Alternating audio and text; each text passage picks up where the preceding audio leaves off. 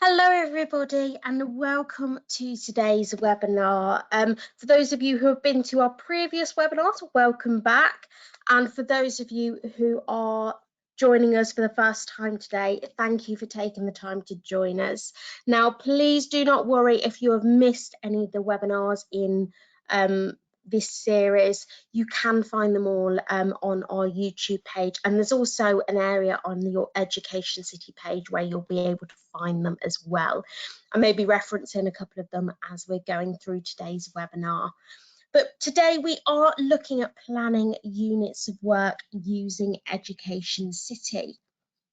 Now, this particular webinar is the second in a series where it's more detailed areas. So we're not going to look at everything. We're just going to be looking at using EducationCity to plan units of work. And I'm actually going to be using the curriculum map in today's webinar. Now, please do not worry if you are joining us from anywhere outside of England, of Scotland. If you are joining us from Scotland, Northern Ireland, Wales, don't worry, I will point out the differences as I am using an English account. The other thing I do need to tell you about is that the account I am using is a made-up school. So do not worry if you see any student or teacher names as we're going along. They don't exist. That's completely fake school, so please don't worry. And if you do have any questions as we're going through, hold on for the end where I'll give you my email address and you can send them over to me. I do like hearing from you all, whether you've got any questions or whether you've got any feedback or ideas for future webinars. So today, as I mentioned, we are going to be using the curriculum map, showing you how you can access that. And we're also going to be looking at cross-curricular learning through EducationCity. I'm also going to show you a couple of uses for the MyCity, including grouping function and allocation. So let's get started. Let's head over to EducationCity. And here we are. Again, I'm going to be using the new home page. If you are on the old home screen, don't worry. Simply click on that ribbon and it will take you to the new home screen just here. Now, the curriculum map is separated into our core subjects. We've got maths, English and science, or again, if you are joining us from sort of Scotland, for example, it may say numeracy, literacy and science, although we do have our online safety bundle quick link at the bottom there. So the curriculum map is mapped to the curriculum for whichever country you are joining EducationCity through. So in England, it is the national curriculum. And for example, again, Scotland will be the curriculum for excellence. And you'll be able to find the different tools for each of those areas mapped to each objective. But before we get started, I mentioned something about the grouping. So you can head down here to the manage users. You can also use the left hand panel to head to the manage users section. And the blue area, don't really worry about those, that's for your administrator. And head to the right hand tab, groups. And this is where you can group your children in your class, and they can belong to as many groups as you can possibly think of. So it's a really useful tool for differentiation. We can click onto add group and it will talk you through how you can add children into that group and how you can create that group. Now, because you can see everybody's, it's always worthwhile popping your initials, for example, or even your class name at the beginning of your group before you type in your group name. And then you can scroll through or find children via their name. Alternatively, if you are looking for a specific group, you can type in the year group or the class name as it appears, search, and it will filter down even further for you. And you can sort of hover over just there to see what groups children are already in. And if you select the children that you want in your group, simply move them over. So this is your group just here. And again, it's the same process if you make an accident or if you want to remove children from a group as well. So it's a really useful tool. We save that just there. Really useful tool because it means that you can edit your group, so you don't have to delete and start again. You can go back in, maybe in a new term, sort of edit those ever so slightly if needed. And there we go, there it is just there. And this will become really valuable when we are setting those MyCities. Okay, so let's head back to the home page. And as I mentioned, we're going to be using the curriculum map. You can access it just here, but I'm going to be accessing through these icons. And what I'd like to show you today is how EducationCity has a number of cross-curricular tools that you can use. So although we don't have topical tools for history, geography, for example, we do have a number of tools that you can use through maths, English and science. So let's head into English and have a look at those objectives. Here we go. It starts off with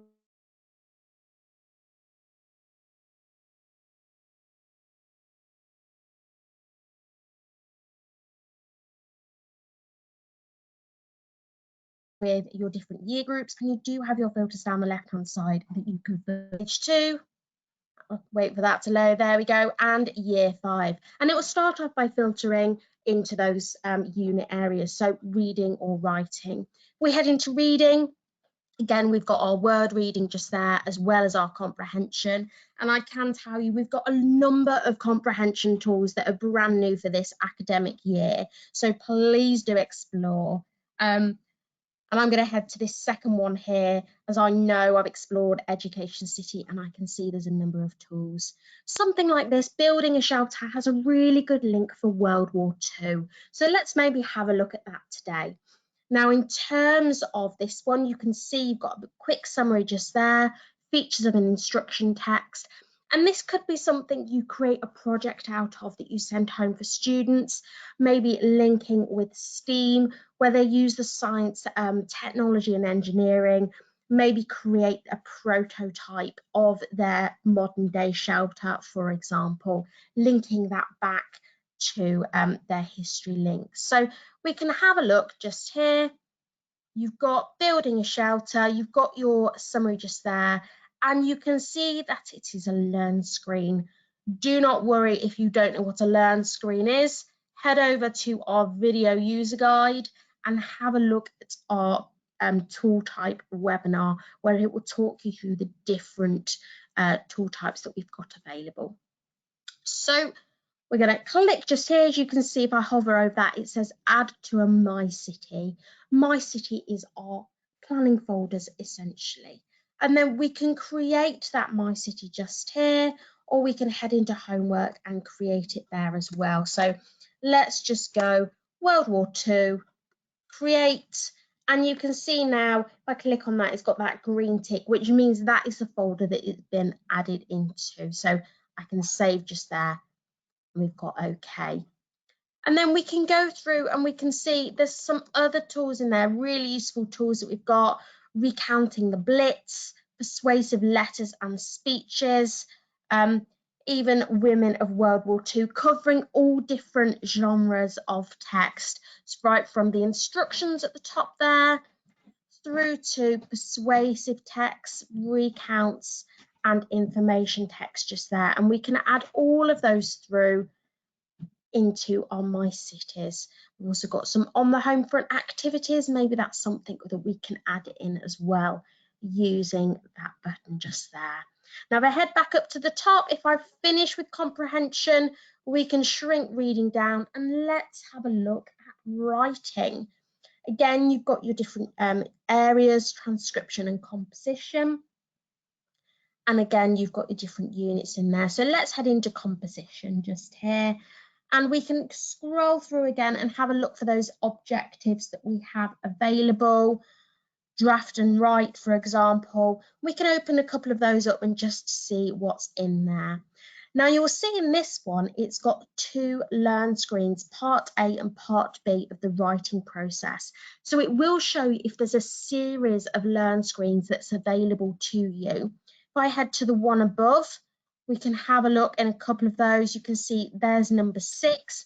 And this particular series, I know, goes from planning, there it is just there, planning the text, right up to, if I head down to evaluation, we can scroll down there and you can see there's sort of understanding and evaluating just there. So it's a really, really useful series of learn screens that you can pop into a MyCity so that children can work through them.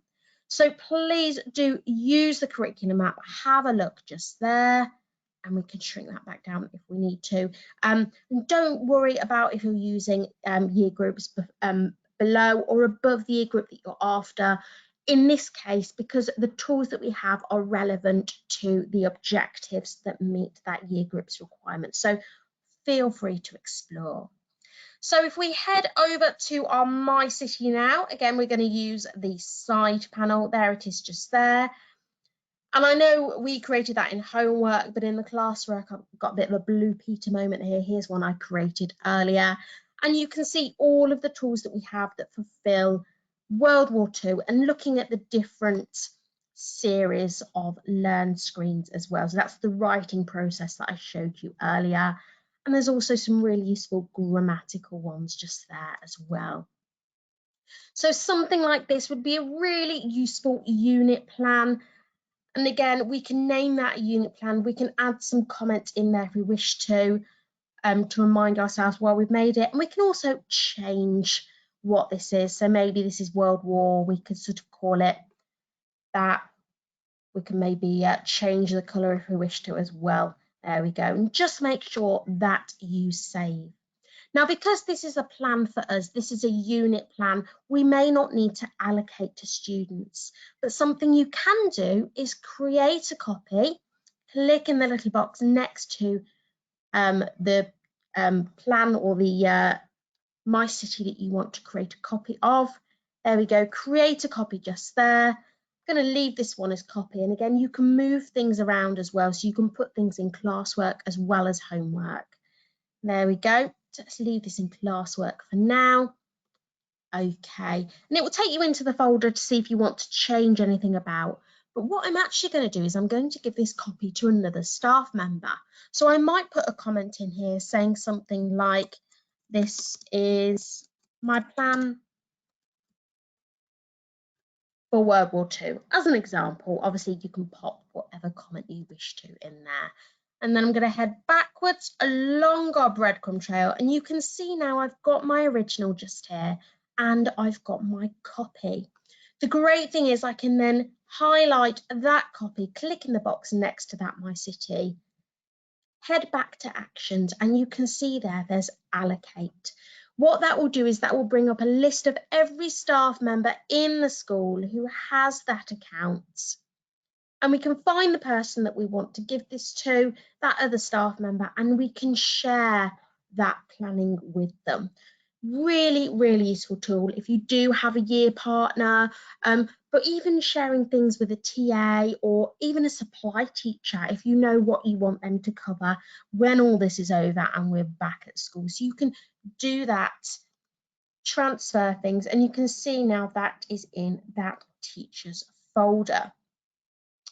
If I head back to my folder, the other thing that was really useful for the copying, if I create this copy, there we go.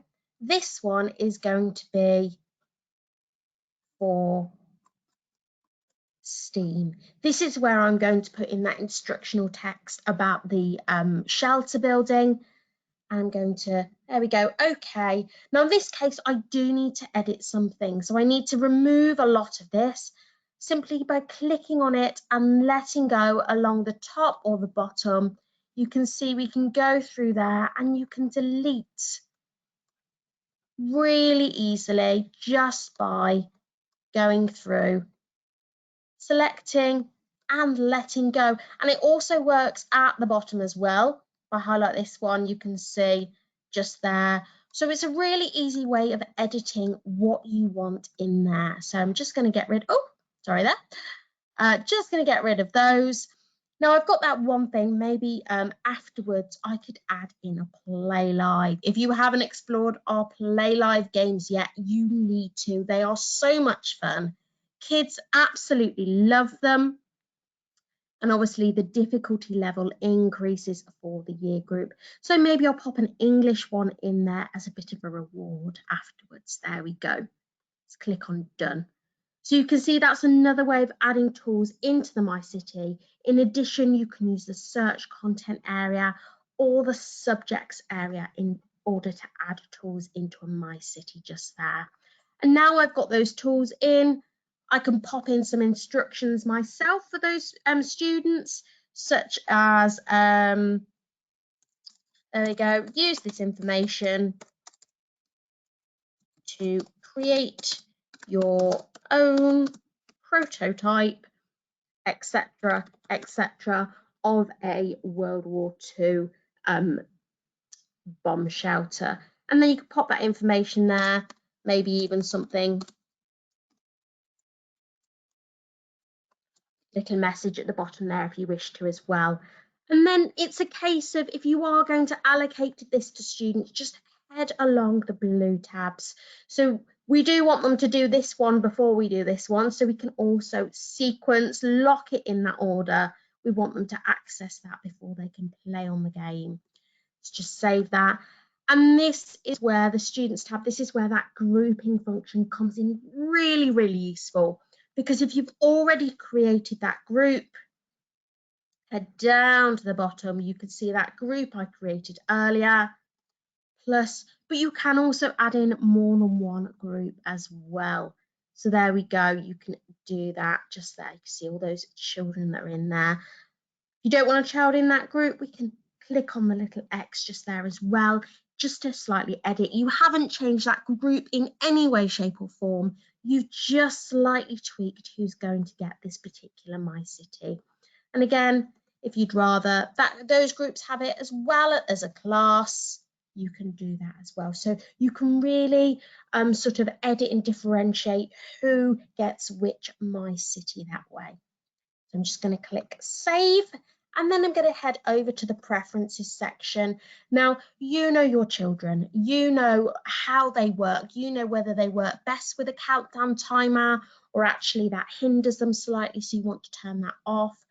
And you know things about whether or not they'll struggle with something, so they'll press quit on any of the activities that they've got.